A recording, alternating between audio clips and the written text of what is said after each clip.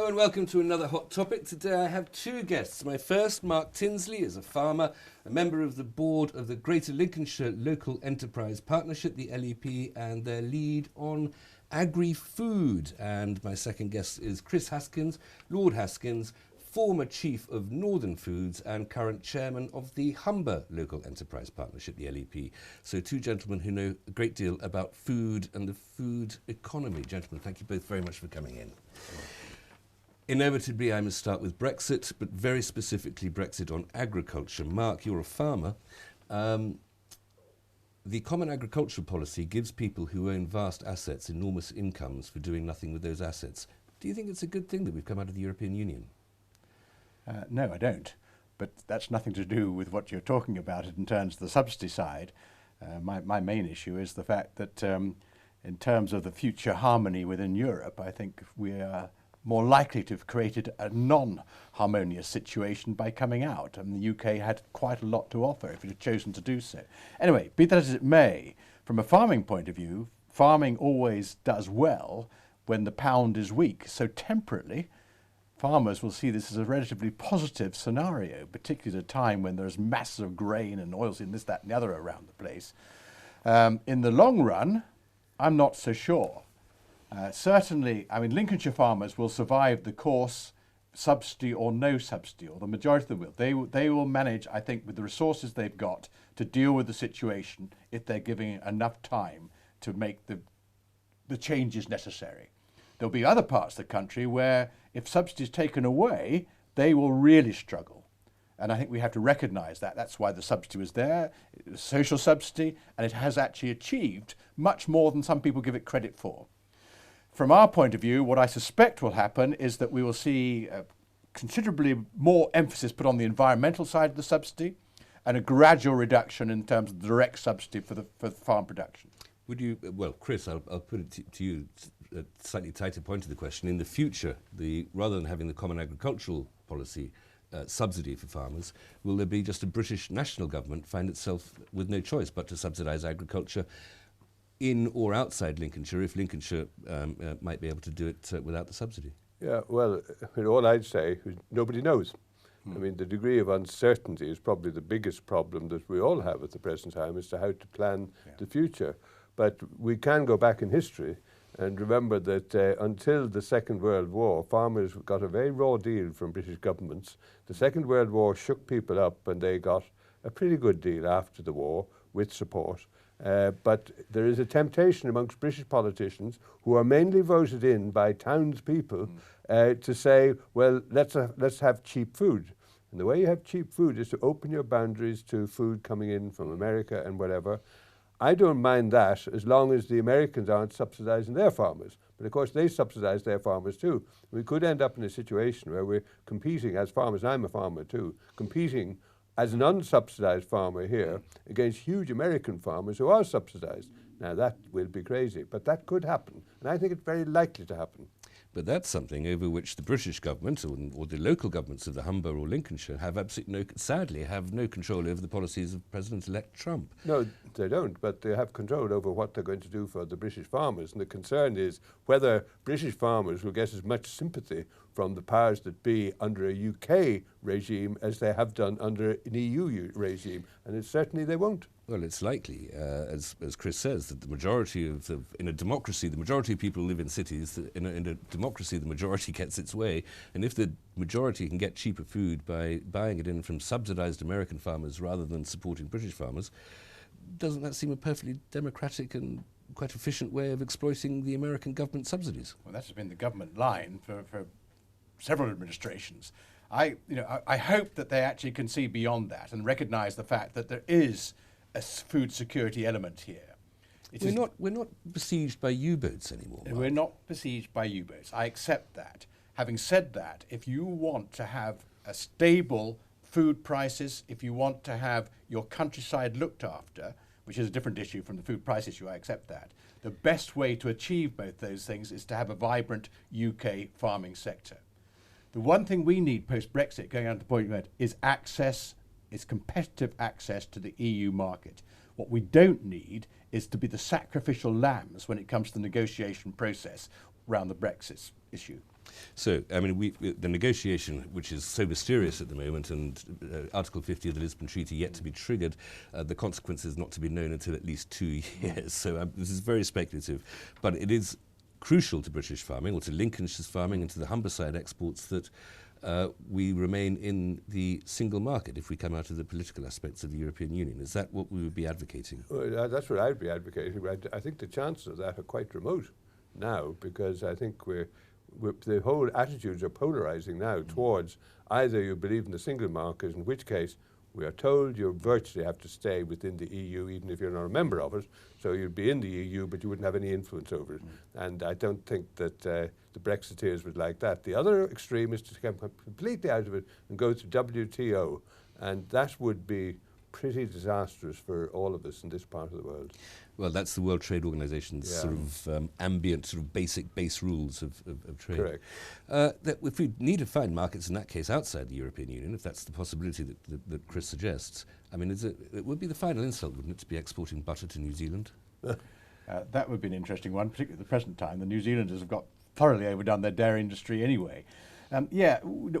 It would be a big mistake to imagine, as we're told by the Brexiteers, that there will be opportunities outside Europe and that will satisfy industry within the UK. It will not. You know, you need, and particularly for bulk commodities such as farm commodities, you need to have access to your nearest markets, and markets which have similar cost structures to your own, because that's the issue, really. I was just moving on one more thing in the markets, but just to mention that New Zealand did quite suddenly stop subsidising its farmers, Yes, and it was a great fillip to the agricultural industry or the efficiency of their industry. We're not going to necessarily have the single market. That's not an export market for our food, for our produce. But it's also going to be harder for Europe to import into the United Kingdom, if that's the case. Will we have new markets within the United Kingdom for new products which we've previously relied on the Europeans to provide for us? Are we going to have pasta farms? Well, I mean, it is possible. There will be some substitution. I wouldn't say pasta was a great idea, but yogurt, for example, a lot of things like yogurt are imported. It's possible for that to be produced here. There are quite a number of areas which could be, but it's quite limited. What about those specifically designated regional things? You can't call, just as you can't call a pork pie Melton Mowbray pork pie unless it's from Leicestershire. You can't call it champagne unless it comes from northeast France. Are we going to have an equivalent of camembert somewhere outside Louth? I'm not sure about that. The Europeans have been far better at actually sort of getting this sort of designated process side to their food than we have. I mean, Chris is right. We should be in a position to produce somewhat more food for our own resources than we are doing at the moment. At the moment, it's somewhere between sort of 50 and 60%. And the opportunities there, I suspect, take that nearer to the 70%, something on those sort of lines. If you put tariffs on imports, if you drop the tariffs on imports, which is what a lot of people want to do, but actually that 50% will go down, it won't go up. I want to move on. Sorry, Mark, did you? No, I'm just. We mustn't forget, and it was on the radio again this morning, that the EU are not going to give us a settlement which actually encourages others to leave the EU. The idea that because the Germans bring cars into the UK, that we're going to actually achieve a settlement easily is, I'm afraid, pie in the sky. I really do. So I am frightened about what will happen to UK farming and food when the whole Brexit process unwinds. And we as farmers, we have to fight, actually, to make certain that we illustrate, as you suggested earlier on, how important our farming industry is and why the UK actually needs to retain it. Just one other aspect of the Brexit, and other things to talk about as well, but it does mean that there won't be that European resource of workers to come and work on the land here that has been so important to Lincolnshire's agriculture especially. The Eastern Europeans, Portuguese of course down in the south of the county. Are we training sufficient of our own people to work on the land, to be what the continentals proudly call peasants and we would call farm labourers? Yeah, the situation has changed. When you talk to the colleges locally, they're getting far more people coming in interested in farming and the ancillary industries. It's been very important to us, both in farming and food, probably in food to a greater extent, that we've been able to actually utilise very skilled people from Europe to coming into. A lot of the food industries certainly in the south of the county, and we were hearing today to a degree up here, have 50%, 30% of these food processing businesses have actually been relying on Central Europe to supply them with their both unskilled and semi-skilled and even management people now in these businesses. Mark, I'll have to stop you there. We must go to the break, but we'll continue that in a few minutes' time. Join me then, please.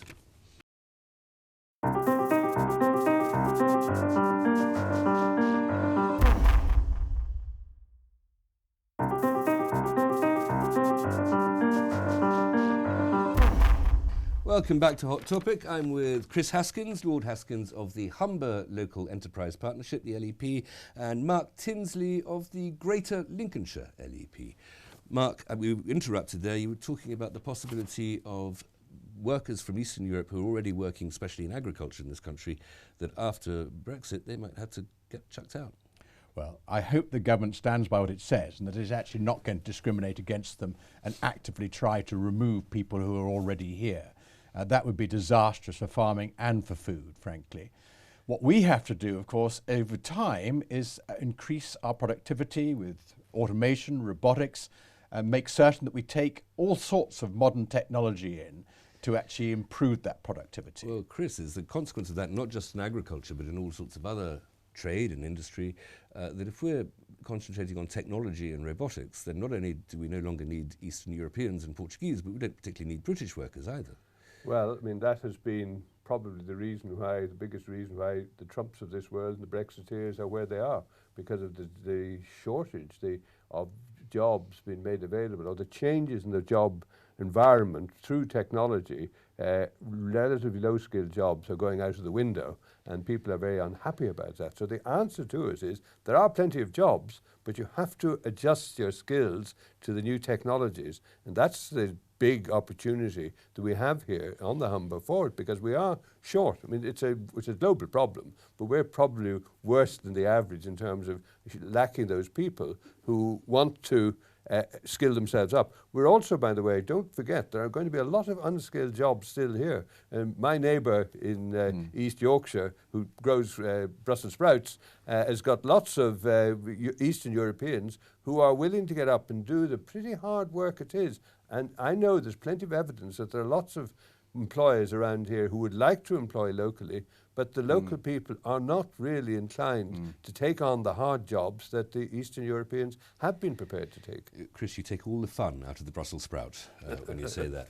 You have in the Humber area, there's a new industry, the clean energy, the windmills industry, and to some extent the solar power industry as well. There are new training facilities to provide those new high skills emerging in your area. Yeah. If you take Siemens, who've done the big investment, who are announcing a big opening coming this week, next Thursday, they have taken on 800 people, skilled them up, taken them to Copenhagen, to Denmark, to train them up. And of those 800 people, I think 95% of them come from within 20 miles of the factory. So it shows it can be done. A German company, we're prepared to invest heavily in the skills thing, can do wonders. We've got to learn from the Germans in that respect. Is there an equivalent in Greater Lincolnshire? Well, what I will say is that the university, the Lincoln University, has changed its focus enormously and is now very positively recognising the importance of both food and farming, and the fact that modern technology is going to be an integral part of the process with their courses in terms of the way they actually guide their students. We have to be far more savvy in terms of encouraging people, local people, to come into the industry. You know, at the moment it is seen as a sort of a low quality job. And a lot of the jobs in the food industry are far from that, and they're relatively well paid. You know, fish filleting is not going to be altered with robotics in the near future. But in terms of the robots that are going to come into these industries, in terms of the automation, in terms of the engineering side, the IT side, the management side, we're short of skills there. So for every job that's replaced by a robot, you need another job of somebody who knows how to run a robot? Not necessarily every job, but you'll still need an element of replacement. Okay. Let's move on to something else. The autumn statement from the Chancellor of the Exchequer last week. Not much mention of the great Northern powerhouse, which Chris and I have often discussed before. No mention at all, I don't think, of the Midlands engine, which might touch on Greater Lincolnshire a little bit more. In terms of infrastructure, there doesn't seem to be any further spending. Almost don't know who to ask first, but I'll ask Chris. What can the LEP do in terms of lobbying for money? To be fair, there is quite a lot going on. I mean, one of the things that ministers have a capacity to do is to repeat spending that already was announced several years ago. And 3 years ago, Danny Alexander, who was then the Chief Secretary, announced a huge infrastructure thing, billions and billions and billions. And most of that is in the pipeline. It's very slow. Some of it's coming within through the Humber region. Some of it is coming through in the Humber. So you take something in Hull like the Castle Street venture, I mean, it's there, but it isn't happening as quickly as people would like. It's been delayed for all sorts of wrong reasons, in my view. But you've got along the motorway here, a big development there. And our motorway infrastructure isn't really the problem. The problem we have is floods. And there's a huge project being built up over the next 20 or 30 years in floods. You don't do that overnight. Lots of work is being done already. But yes, we'd like to see more. But the economy is not in a great state.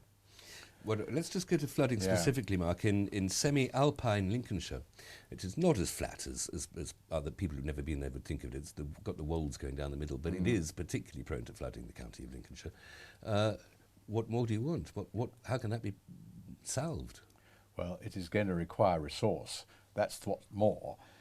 Whether you're on certainly the south bank of the Humber, and I've no doubt the north is the same, you've got an enormous susceptibility there to sort of coastal flooding. You have all the way down the east coast, you've got the similar susceptibility, which government chooses to underestimate when it comes to giving resource in that area. You've got fluvial flooding issues as well, certainly on the flatter lands as far as Lincolnshire is concerned. We are looking now at the possibility of combining both water collection and flood prevention. I mean, we're millions of gallons is being pumped out to sea at the present time. And we're working with Anglian Water because we believe there may well be opportunities to actually reverse that process, collect that water, and then not only use it in Lincolnshire, but also actually move that water further south. So there's a lot of discussion going on about sort of possibilities like that.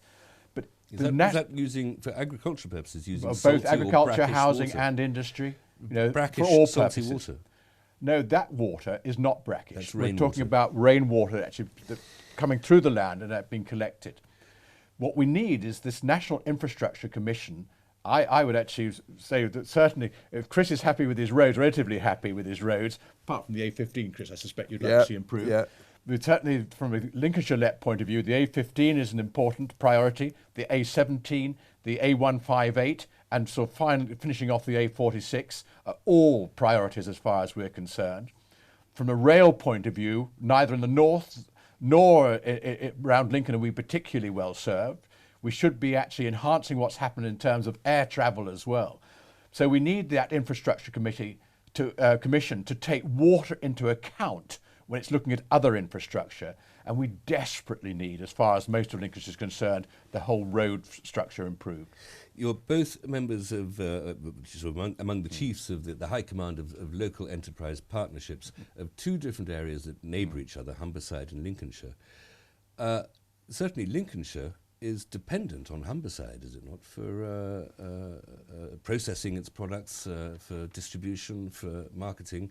The Lincolnshire agricultural industry, anyway, does it not pretty much move through? I mean, should you not amalgamate perhaps with? Well, we work together. On that issue. Actually, the Humber LEP, the one I run, recognises that the emphasis on food and agriculture is with Lincolnshire. So therefore, we sort of modestly stand back and encourage Greater Lincolnshire to head up on that. Obviously, when it comes to things like steel and chemicals and the heavy industries, fishing, then the Humber LEP would be the one. Exactly. And we actually work together in quite a mature way, unlike many politicians. We do recognise that. Well, that is, it's very important. The fact that what is specific and unique to the Humber is within the purview of the Humberside LEP, and that is a discrete economic geography, as it were. Yes, it's very industrial. But it's also historically proved to be an impossible political geography. Now, the discrete economic geography of Greater Lincolnshire does perhaps have a potential also to have a political geography as Greater Lincolnshire with a mayoralty. I know a couple of the councils have turned down the idea, but I believe there are very stern words being spoken from Westminster about that. Is that still a possibility, Mark? I hope so. I have to say, personally, I was enormously disappointed when it was turned down. That view is shared by the majority of our LEP board. I think with all these decisions, really regards the fact there are always going to be issues that one isn't particularly keen on, and the idea of a mayor in a rural area wasn't necessarily seen particularly positively. But in terms of the greater good, the combined authority element of devolution would have been so positive, and we mustn't lose track of that. We must recognise, as far as Lincolnshire is concerned, that so much work went into actually pulling together the district councils, the unitary authorities, making them agree. On that note of hard work, Yeah. Mark, I'm afraid we're going to have to stop. Chris, Mark, both thank you very much. Two farmers ending on a phrase of the common good. How very refreshing that is. Thank you very much. Okay. That's all for Hot Topic this week. Join me again next week. Bye.